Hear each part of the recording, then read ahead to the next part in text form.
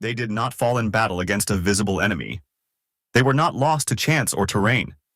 60 Burkinabè soldiers were taken in silence, in a strike so clean it felt rehearsed. No last messages, no alerts, just stillness, followed by headlines. President Ibrahim Traoré stood beside their coffins in the midday sun, eyes locked not on the crowd, but the horizon. He did not speak of justice.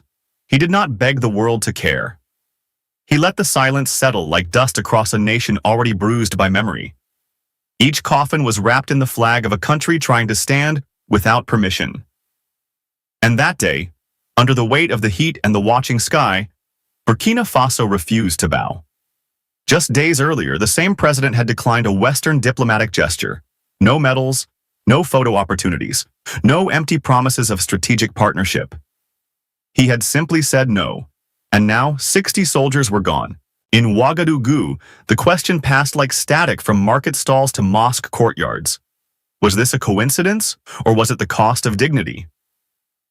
Television screens traded soap operas for solemn rolls of names and ages. Public buildings wore banners in black. School gates remained closed. The youngest among the dead was 19, the oldest, 38. All of them someone's son. Some of them someone's father. And yet the nation did not cry on command. It did not call for pity. Instead, it listened. It watched. And it remembered the timing. Across campuses, students painted slogans not of grief, but of warning. Our dignity has a price. But beneath that simple phrase lay the real question. Who knew where those men would be at that hour? Who had access to the codes, the routes, the blind spots? In a world that claims to defend Africa's progress, who benefits when Africa bleeds in silence? The assault on the eastern outpost near Dargo did not unfold in the chaos of battle, but in the cold symmetry of a message calculated down to the minute. At 4:38 a.m., every channel of communication dropped to silence. Drone signals vanished. No alerts reached command. By the time any support was mobilized, the bodies were already still. 60 men fell before sunrise, and by noon, they were returned under the national flag, wrapped not only in fabric, but in the weight of an unanswered question. The nation paused. Schools were closed across all regions. Government offices flew black banners. Television stations suspended programming and displayed the names, faces, and hometowns of the fallen. This was not spectacle. It was mourning with intent. But while grief filled the streets, something deeper settled beneath it. A sharp, growing awareness that the timing was not coincidence. Only days before, President Ibrahim Traoré had refused a diplomatic ceremony hosted by American envoys. He declined their medals, rejected their camera crews, and said no to symbolic gestures. He had made no threats, just stood firm. And now 60 soldiers were dead. In Ouagadougou, elders at the Grand Mosque spoke not just in prayer but in warning. In university lecture halls, professors abandoned prepared lectures to pose questions none could yet answer. Who accessed the satellite links? Who knew the drone patrol patterns? Who stood to gain from this loss? On the city walls, students painted new slogans in red. Our dignity has a price, and we're paying it. The government did not respond with slogans or salutes. Traoré issued a quiet, single order: build the wall.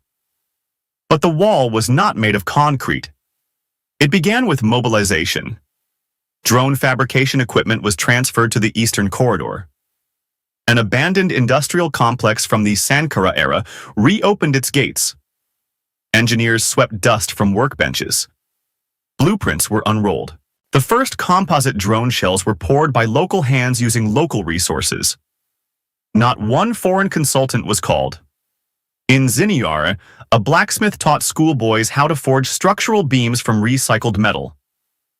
In Djibo, software students began writing code for low-altitude surveillance drones. Retired officers in Banfara revived forgotten drills to train civilians in radio signaling and terrain logic. This was not theater. It was quiet, steady restructuring. The Ministry of National Security issued new protocols.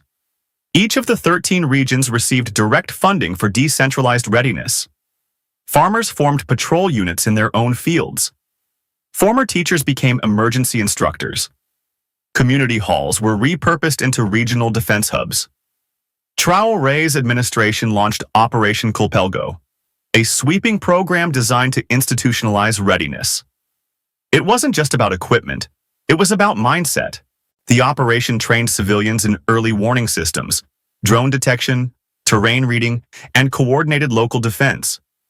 It integrated artificial intelligence for border monitoring and taught ordinary people how to use it. Across Burkina Faso, the idea of defense became communal. In Tikere, murals of the fallen were joined by diagrams of defense systems and evacuation routes. In Yako, tailors began sewing uniforms for village response teams. In Dori, griots adapted ancestral songs into strategic chants used during drills. And in the heart of the capital, a quiet shift occurred. The National Assembly stopped debating whether to seek foreign protection and began planning how to sustain internal resilience. In closed-door meetings, Traoré told his ministers, "If we wait for permission to defend ourselves, we've already surrendered." His words did not leak through journalists. They traveled by repetition, in classrooms, in sermons, in conversations at wells and checkpoints. Across the country, people did not panic. They prepared. Not with weapons, but with knowledge. In Gawa, a former scout taught children how to navigate with constellations. In Kaya, retired doctors trained youth in trauma care and field response. A blacksmith in Zorgo began producing basic perimeter alarms from scrap metal. Readiness became a civic responsibility. Not imposed, but embraced. What began as mourning had evolved into doctrine. Not a military manual, but a lived architecture of resistance. Burkina Faso had not responded to an attack. It had redefined what it meant to be awake. There was no press conference, no emergency speech, no sound of military boots pounding the tarmac. Yet something profound was moving beneath the surface of Burkina Faso. Traoré did not issue blame. He did not send envoys to foreign capitals. Instead, he walked past a table stacked with diplomatic condolences and stared through the window into a city that had stopped asking for sympathy. His message was not shouted. It was signed. Within days of the funeral, an executive order restructured the strategic command chain of the National Defense Forces. Key personnel were reassigned. Surveillance infrastructure was decentralized. And most importantly, drone production sites were expanded, not to showcase retaliation, but to ensure readiness. The old logic of waiting had ended. What replaced it was doctrine. It did not wear medals or carry slogans. It moved through warehouses, committee meetings, and training fields. A quiet expansion of purpose. And while Traoré's government shifted into strategic gear, the streets of Burkina Faso did not wait to be told what to feel. They moved. Retired colonels reactivated old training modules. Community halls transformed into civic defense centers. Former teachers learned how to operate encrypted radios. In the small town of Fenora, traditional hunters began offering lessons in terrain reading to school leavers. In Jaibo, students of computer science wrote the early codes for thermal drones. And across all 13 regions, something new began to form. It wasn't fear. It was formation. Posters of the fallen remained untouched. But beside them appeared new symbols. Schematics of unmanned aircraft, maps marked in red, lists of emergency contacts, printed instructions for spotting low-altitude threats. This wasn't theater. It was preparation. And Traoré made sure it would be institutionalized. He unveiled Operation Copelo, a sweeping national program designed not just to defend borders, but to train minds. Its mission was layered. Decentralized response units, AI-enhanced detection systems, terrain intelligence, and most controversially, civilian-military integration. Not conscription, integration. Each village became a node in the new defense web. Each school a potential knowledge base. The goal was not to turn farmers into soldiers. It was to ensure no Burkinabè would ever again be caught unready. Meanwhile, international embassies issued cautious remarks of concern. polished and predictable. A few were read aloud in Parliament. Most were shelved. Western think tanks began circulating internal memos with urgent titles: Russia's growing presence in the Sahel, Burkina Faso's strategic drift, Sahelian instability. But inside Burkina Faso, no one panicked. They calibrated. And while the West drafted policy responses, 11 Russian operatives in black tactical uniforms stepped off an unmarked plane in Bobo Dioulasso. They brought no press kits, no televised arrival, no preconditions. They came to train. Within hours, joint exercises began with elite Burkinabè units. The curriculum was specific: urban counterinsurgency, drone interception, remote border defense. The manuals were translated into French, but the command structure remained entirely Burkinabè. No foreign flags flew over domestic facilities. No mercenaries were contracted. This was not dependency. It was strategic cooperation. When asked about the Russian presence, one presidential aide responded calmly, "They came because we asked. They stay because we decide." The international media took a different tone. Traoré, once painted as a youthful reformer, now appeared in headlines as erratic, unpredictable, radical. Policy writers in Washington and Paris warned of extremist drift. But in the town of Tenkodogo, children painted murals of drones flying over hills next to portraits of their president. In Kaya, poets composed new verses of resistance. In Tikere, dancers practiced coordinated defense drills in public squares. Something irreversible was unfolding. Not rebellion, not revenge, but redefinition. Traoré had not responded with fury. He had responded with architecture. And while analysts debated motives, Burkina Faso rewrote methods. What began as a whisper after tragedy had become a national doctrine, one no longer interested in applause or approval. And though the world may have misread the moment, inside the country's borders, clarity had never felt so certain. The ripple of retaliation did not echo through tanks or rockets, but through chalkboards and sewing needles and community meetings held under mango trees. In the weeks that followed the ambush, Burkina Faso began to transform in ways no foreign analyst had predicted. The Ministry of Heritage and Identity, often a quiet department left to manage museums and archives, released a national directive authorizing traditional knowledge holders, hunters, ironworkers, dancers, midwives, to begin training local youth in terrain, reading, animal tracking, medicinal herbs, and symbolic resistance. In Yako, a group of teenage girls painted a mural across the full length of their school wall, showing President Traoré standing beside a twisted baobab tree, his fist raised, with children planting saplings at his feet. The saplings were not imagined. Across the country, 60 trees were planted in honor of the fallen soldiers, each one named, each one marked with a plaque that read, "You fell so we may rise." It wasn't just ceremony, it was instruction. Schools replaced civics textbooks with modules on resource independence and digital defense. Classrooms once filled with rote memorization now hosted discussions about energy sovereignty, local agriculture, and foreign policy history. In the town of Manga, a new program began teaching students how to use topographic maps and radio relays. The first lesson began with a question written in chalk. Why is Africa called poor when everyone is trying to take from it?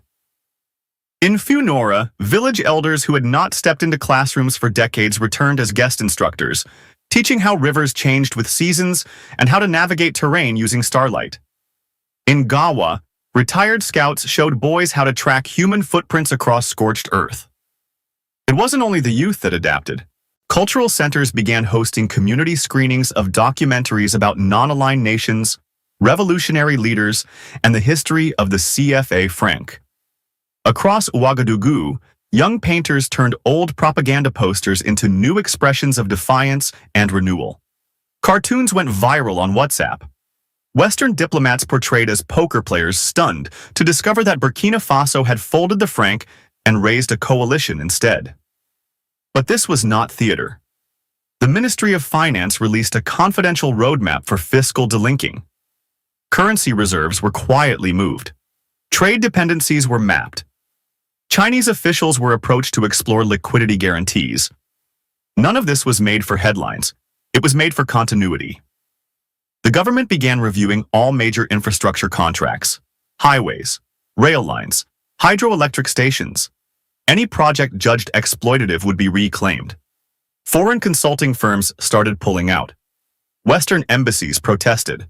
But the streets of Bobo-Dioulasso and Toma and Dédougou did not rise in alarm. They adjusted. They rewired. In Toma, a carpenters' guild turned its warehouse into a readiness center. In Tikere, musicians composed anthems from old protest lyrics. In Zorgo, griots stood around evening fires reciting new verses. One man sang, "When the nation bled, the cowards ran, but the brave picked up the songs and turned them into spears." The line was not just poetic, it was prophetic.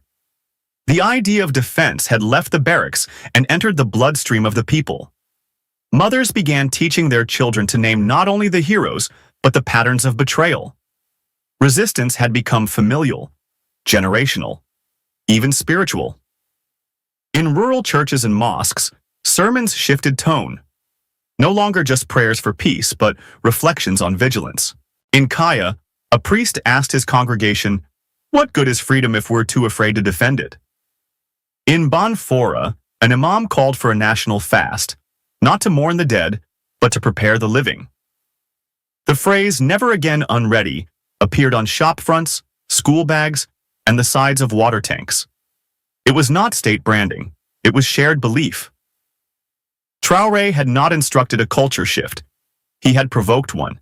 He did not tell people to mobilize. He showed them how. And they followed. Not with cheers, but with action. The political elite took notice. Parliamentarians who once echoed foreign interests began aligning themselves with the new tone of sovereignty. Public debates shifted focus. Instead of asking whether the state had the right to defy external powers, they began asking what institutions were needed to make that defiance sustainable. The change was not instant, but it was irreversible. Burkina Faso had not just responded to an attack, it had absorbed it, learned from it, and built a new spine from the fragments. In Washington, policy circles began to stir with concern. Memos circulated through think tanks carrying titles like "The Rising Threat of Pan-African Militarism" and "Burkina Faso's Dangerous Pivot." On morning television, anchors who once praised Traoré's youth and clarity now questioned whether he was leading his country into authoritarian darkness. In Paris, officials expressed alarm over what they termed the radicalization of the Sahel. Economic envoys were recalled. Security consultants withdrew. Infrastructure deals were quietly canceled. What had once been sold as development aid was now used as leverage. Visa approvals slowed. Trade reviews intensified. Western media shifted tone almost overnight. Traoré was no longer described as bold or defiant. He was painted as erratic, dangerous, extreme. Yet inside Burkina Faso, those labels failed to stick. Because the people were not confused. They were focused. In Mali and Niger, heads of state did not issue critiques. They sent delegations. A closed-door trilateral summit was held near the Sahelian border. Its outcome was swift. A new alliance was drafted, 3 flags. 1 doctrine, 0 apologies. They called it the Sahelian Wall of Resistance. Meanwhile, in Addis Ababa, quiet conversations began about revising the terms of continental defense cooperation. In Accra, university professors held public forums on African monetary sovereignty. In Nairobi, radio hosts debated the moral legitimacy of Western sanctions. The ripple was no longer isolated, it was continental. Russia's presence, though controversial abroad, was not viewed as invasion within Burkina Faso. It was viewed as partnership, on Burkinabè terms. No private military companies, no foreign flags. Just cooperation with boundaries clearly drawn. China, cautious but observant, extended its technical advisors through non-military channels. Algeria and Chad sent observers to assess Burkina Faso's decentralized defense infrastructure. Western embassies issued statements filled with phrases like, grave concern, and potential destabilization. But inside the region, the sentiment was different. It was not panic. It was possibility. For the first time in decades, a small West African country had dared to define its own threat perception, its own alliances, and its own future. And that defiance, though labeled dangerous by distant capitals, was regarded with admiration by those still waiting for permission to act. President Traoré did not retaliate with fire, because the fire had already come. What he chose to do instead was far more difficult. He took the grief of a nation and shaped it into instruction, law, and design. He took the silence imposed by the loss of 60 soldiers and rewrote it as a language of vigilance. No slogans, no theatrics, just deliberate movement. Across Burkina Faso, the effects were not merely visible in the military ranks or political speeches. They were stitched into school uniforms, carved into wood in carpenters' workshops, painted on walls by children who no longer feared their future. The African doctrine of retaliation did not ask the world to understand. It demanded that Burkina Faso understand itself. It was not framed for outsiders. It was built for those who could no longer afford to be unready. This doctrine did not glorify sacrifice. It turned loss into strategy, and that strategy began to rewire how people saw power. They no longer asked who gave them protection. They asked who had taken it away for so long. What was once called obedience now felt like absence. And in that absence, a question took root. What does sovereignty look like when no one else grants it to you? In churches and mosques, sermons shifted tone. In marketplaces, people did not wait for international updates. They looked to each other. They organized. And slowly, the idea of dependence became alien. Burkina Faso was not isolating itself from the world. It was stepping into a position long denied. One of clarity, of refusal, of readiness. The West might call it radical, but in the towns and hills of the Sahel, it felt like responsibility. So now the question is no longer whether Burkina Faso will survive this transformation. The question is whether the world will accept a nation that no longer bows. Will it be punished for standing or recognized for leading? And more importantly, who will follow? Please share if you feel that you are one of the first to know about and support President Ibrahim Traoré. Subscribe if you believe that the truth is more important than the headlines.